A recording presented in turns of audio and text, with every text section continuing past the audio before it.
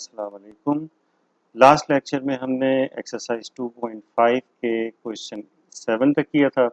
अब हम इसी एक्सरसाइज के क्वेश्चन 8 और उससे आगे करेंगे। तो क्वेश्चन 8 और 9 दोनों यहाँ पर लिखे हैं। उसकी रीज़न ये है कि ये दोनों तकरीबन एक जैसे क्वेश्चंस हैं। इनमें करना क्या है, इनमें स्लोप और पॉइंट इसको यूज़ करके आपको क्या करना है कि इक्वेशन निकालनी है। देखिए पहले ऐसा करते हैं कि 8 को देखते हैं। 8 में कह रहे हैं the slope of a line is -3/4, find the equation of the perpendicular line through -6,4। यानी कि एक लाइन है जिसकी आपको जिसका स्लोप दिया हुआ है -3/4। आप इसे कहते हैं कि ये m1 है इसका स्लोप, और इसके परपेंडिकुलर एक दूसरी लाइन है। ये इसके परपेंडिकुलर दूसरी लाइन हो गई जो कि पास हो रही है एक पॉइंट -6,2 से। इस पॉइंट को आप ए कह सकते हैं। आपसे कह रहे हैं कि इस लाइन की इक्वेशन आपको निकालनी है। ठीक, फॉर एग्जांपल ये लाइन L2 है और ये लाइन L1 है, इनकी इक्वेशन निकालनी है। इस लाइन L2 के स्लोप को आप m2 एस्यूम कर लीजिए, दोनों परपेंडिकुलर हैं तो इनके स्लोप का प्रोडक्ट -1 के बराबर होगा। तो ये -1, तो m1 -3/4 होगा, मल्टीप्लाई भी m2, आपको m2 मालूम करना है, is equal to -1, minus minus cancel, तो m2 की वैल्यू ये आ जाएगी 4/3। तो आपने इस लाइन का स्लोप निकाल लिया जो कि 4/3 आ रहा है।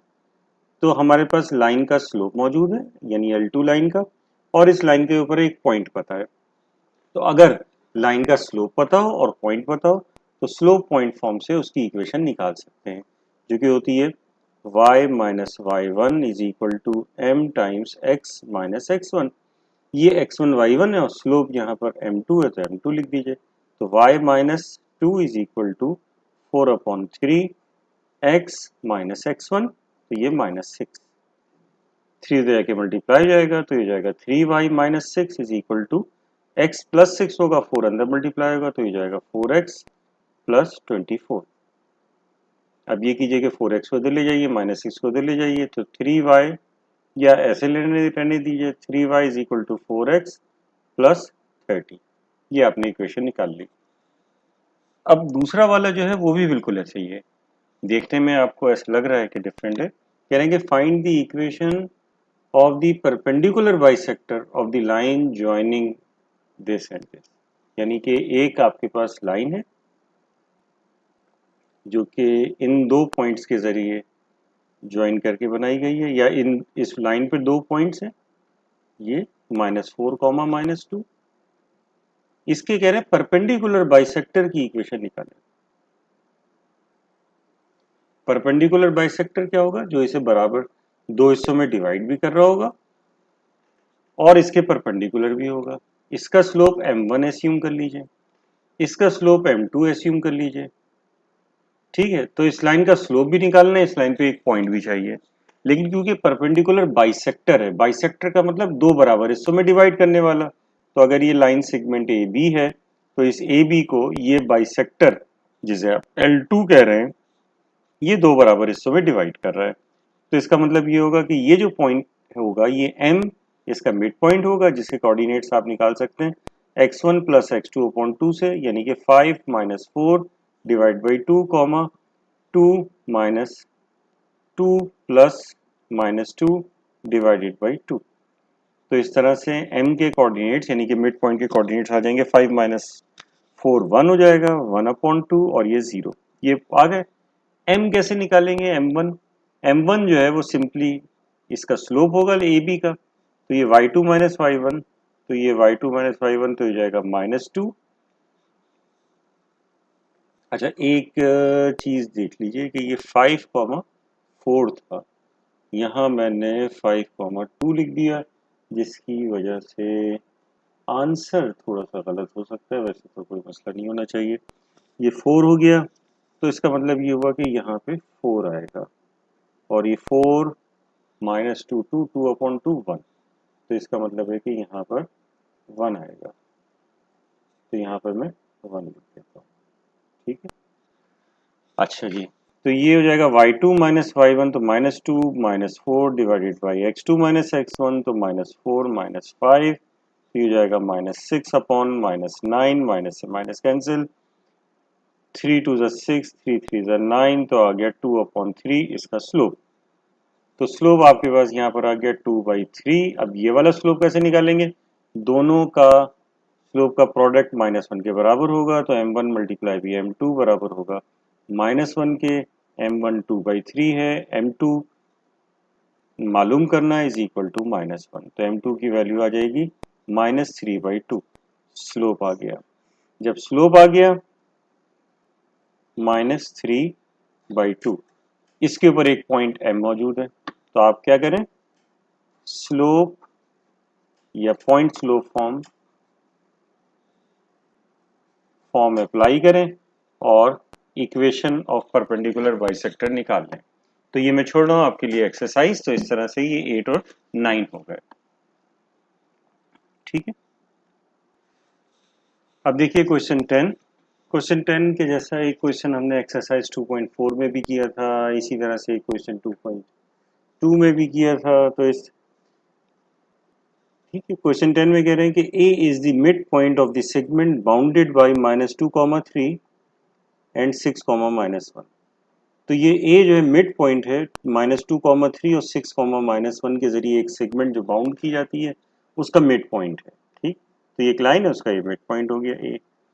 फिर बी के बारे में कह रहे हैं कि B is a point 3/4 of the distance from 4/3, 4, 3 to -0, -3, यानी बी इसके 3/4 पर है। तो लेकिन 3/4 का मतलब ये नहीं होता कि रेशो जो है वो m1/m2 जो है वो आप 3/4 ले लें, बल्कि 3/4 का मतलब ये होता है कि जो b है वो इस 4/3 से 0, -3 जो कि PQ है, इसके 3/4 का मतलब है कि 3 हिस्से एक तरफ और एक हिस्सा एक तरफ, टोटल 4 हिस्से होंगे। तो इस तरह से ये b की प्लेसमेंट है। एक ये तो ये 3:1 का रेशियो बनेगा।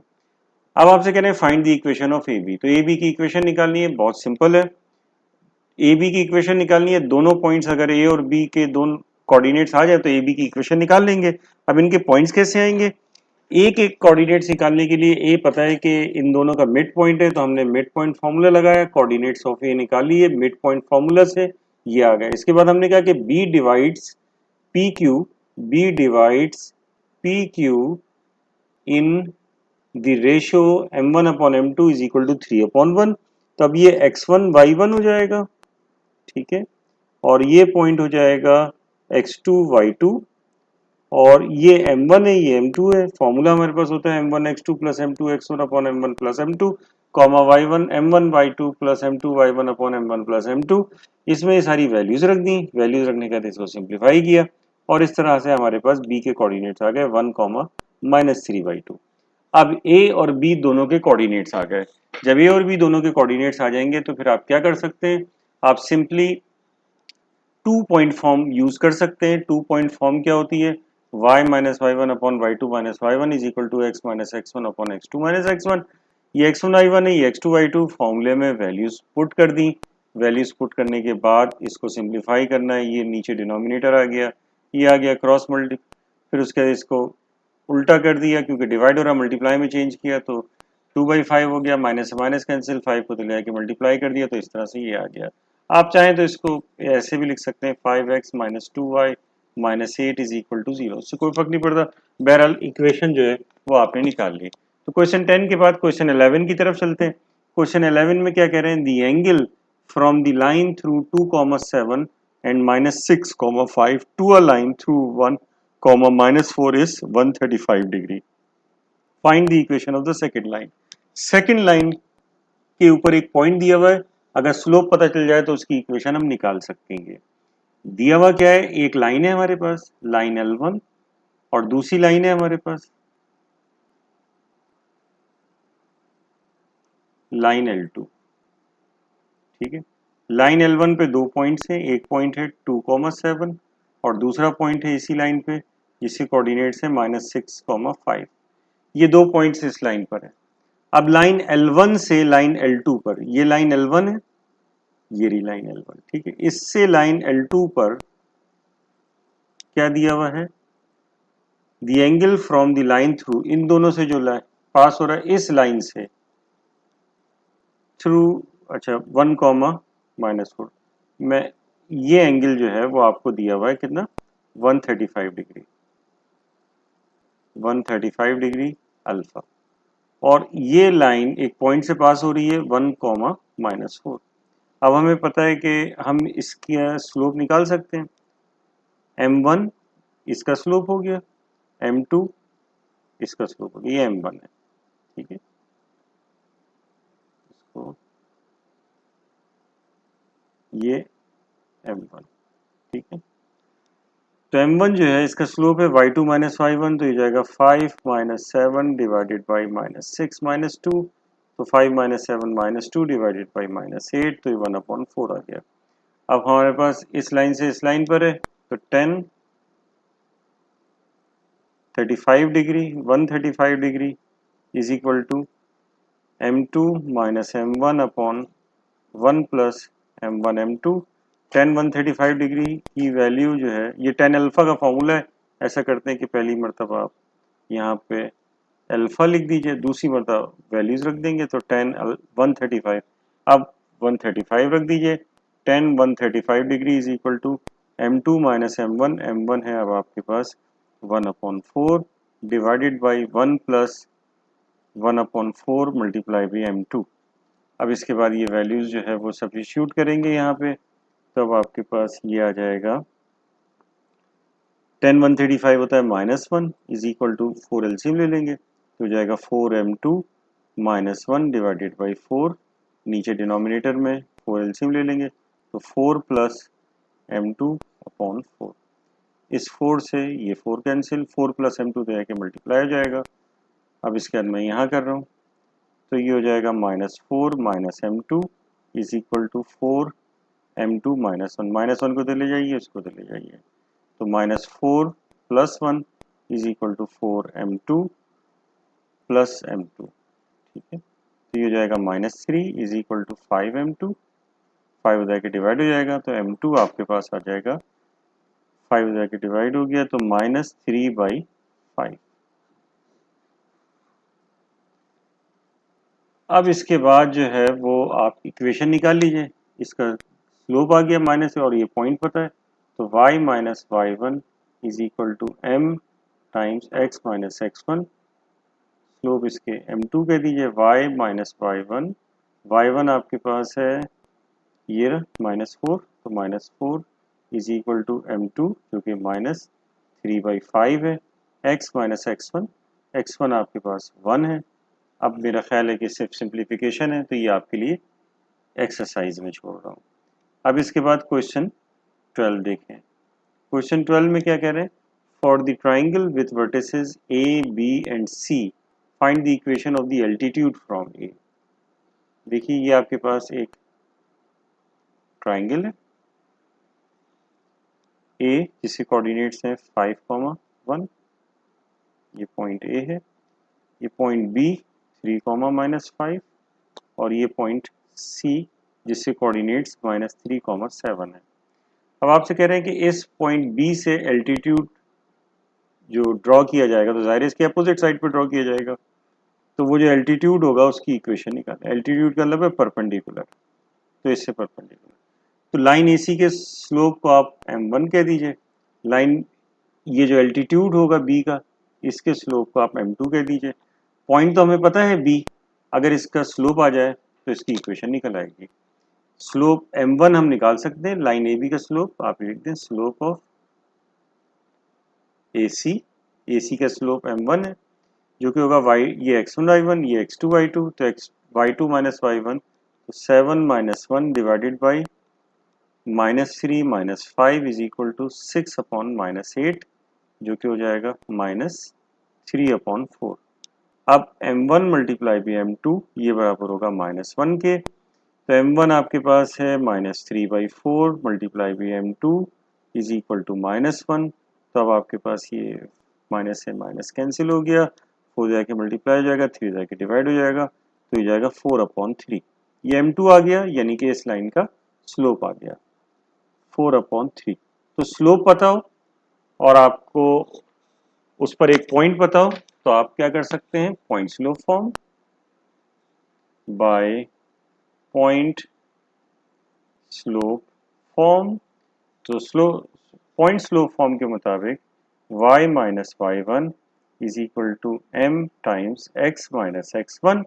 एम यहाँ पर जो है वो m2 है, तो y माइनस वाई वन आपके पास ये x1 y1, तो y1 आपके पास -5 और फिर उसके बाद जो है वो इज इक्वल टू m2 जो कि आपने निकाला है 4/3 टाइम्स x माइनस x1 आपके पास है 3 जाके मल्टीप्लाई हो जाएगा ये, तो ये y प्लस 5 है 3 मल्टीप्लाई हो जाएगा तो 3y plus 15 is equal to 4 अंदर मल्टीप्लाई होगा 4x माइनस 12। इन सबको दूसरी तरफ ले जाइए तो ये जाएगा 4x पहले से मौजूद है -3y इधर आ गया, -12 मौजूद था -15 और आ गया, तो मिल के ये -27 हो गए इज इक्वल टू 0। तो इस तरह से ये हमने इसकी इक्वेशन निकाली। अब इसके बाद नेक्स्ट क्वेश्चन देखते हैं। नेक्स्ट क्वेश्चन हमारा है 13। इसमें कह रहे हैं कि a line with y intercept equal to 5 units is perpendicular to the line through 4, -3 and 2/3, 5/3 find its equation. बहुत सिंपल सा है, यानी पहले स्लोप और पॉइंट होता था, अब y इंटरसेप्ट और स्लोप हम देखेंगे। तो ये कह रहे हैं कि एक लाइन है, ठीक है, इस जिसका y इंटरसेप्ट कह रहे हैं कि वो एक लाइन की इक्वेशन निकालनी है। वो लाइन फॉर एग्जांपल ये L है और इस लाइन का जो y इंटरसेप्ट है वो 5 है, ठीक है। अब कह रहे हैं कि ये लाइन परपेंडिकुलर है एक और लाइन के जो कि इन दो पॉइंट से पास हो रही है। एक है 4, -3 और दूसरा पॉइंट है 2/3, 5/3। अगर ये लाइन इन दोनों पॉइंट से पास हो रही है तो इसका स्लोप निकल सकता है। इसके स्लोप को हम एस्यूम कर लेते हैं कि m1 है, ठीक है, और इसके स्लोप को फॉर एग्जांपल हम m कह देते हैं, ठीक है। एक को m1 और एक को m, तो क्योंकि दोनों परपेंडिकुलर है तो दोनों के स्लोप का प्रोडक्ट -1 के बराबर होगा। हम इस लाइन को अगर L1 कह रहे हैं तो लाइन L1 का स्लोप निकाल सकते हैं, ठीक, यहीं लिख देता हूँ। तो m1 फॉर्मूला होता है y2 minus y1 upon x2 minus x1। ये x1 y1 ले लें, x2 y2 ले लें, तो ये हो जाएगा 5/3 -3 divide by x2 minus x1, तो 2/3 -4, तो ये हो जाएगा +3, 3 मल्टीप्लाई विथ 3 9 प्लस 5 14, 14/3। नीचे क्या होगा 3 मल्टीप्लाई 4 12, 2 माइनस 12 -10 डिवाइडेड बाई 3, 3 से तो 3 कैंसिल और क्या कैंसिल होगा 2 से ही हो जाएगा, 2 7 ज़ा 14 और 2 5 ज़ा 10, तो माइनस साइन है तो माइनस, तो हमारे पास जो है वो क्या आ जाएगा ये m is equal to m1 is equal to -7/5। अब हमें पता है कि m मल्टीप्लाई भी m1 ये बराबर होगा -1 के। क्यों? क्योंकि दोनों एक दूसरे के परपेंडिकुलर है। Line L is perpendicular to L1। अब मैं यहाँ लिख रहा हूँ, ठीक है। तो इसके बाद क्या होगा m ऐसे रहने देंगे, मल्टीप्लाई भी m1 की जगह रखेंगे -7/5 इज इक्वल टू -1, माइनस से माइनस कैंसिल हो जाएगा, मल्टीप्लाई हो जाएगा, तो m इज इक्वल टू 5/7। ये स्लोप आ गया बाय, अब स्लोप पता हो y इंटरसेप्ट पता हो, बाय स्लोप इंटरसेप्ट फॉर्म। तो स्लोप इंटरसेप्ट फॉर्म के मुताबिक y is equal to mx plus b, तो y is equal to m कितना है 5/7 x प्लस b कितना है b 5 दिया हुआ है, तो b की जगह 5 हो गया, 7 से पूरे को मल्टीप्लाई कर दिया, 7y is equal to 5x plus 35, या तो ये रहने दें या 7y को भी उधर ले जाइए, तो इक्वेशन बनेगी 5x minus 7y plus 35 is equal to 0। ठीक, तो आज हम यहीं तक रखते हैं क्वेश्चन 13 तक। अगर आप क्वेश्चन 14 और ऑनवर्ड देखना चाह रहे हैं तो उसके लिए आपको हमारी नेक्स्ट वीडियो का इंतज़ार करना पड़ेगा। तो तब तक के लिए अल्लाह हाफ़िज़। अस्सलाम वालेकुम।